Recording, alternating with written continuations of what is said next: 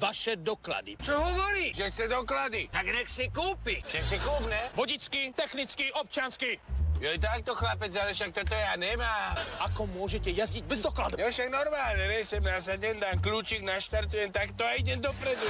Akú máme dovolenú rýchlosť v obci? Ak si ju dovolíme, tak ju máme povolenú. 60 km za hodinu. Počuj, ale keď to si ty takúto nízku priblblú rýchlosť povolil? Jak môžeš ty na mňa položiť takúto otázku triviálneho typu? Ja? Jasné, že ne. No však ani ja ne, kto to takto povolil? A vy ste išli koľko? Čo ja viem, to je 20 minút?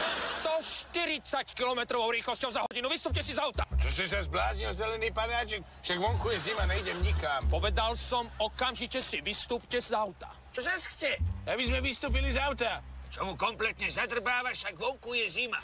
Vonku je zima, ak to nevíš, zelený panáčik. A posledný vás vyzývam, aby ste si vystúpili z auta. Pozri sa na neho, jak zčervenal chlapec. Inak pre jeho pokoj duše to urobíme, ne? Už sme na vážnej misii, pre chlapca to môžeme raz urobiť výnimku. Do prdele, padol mi kver. Okamžite položte tú zbraň.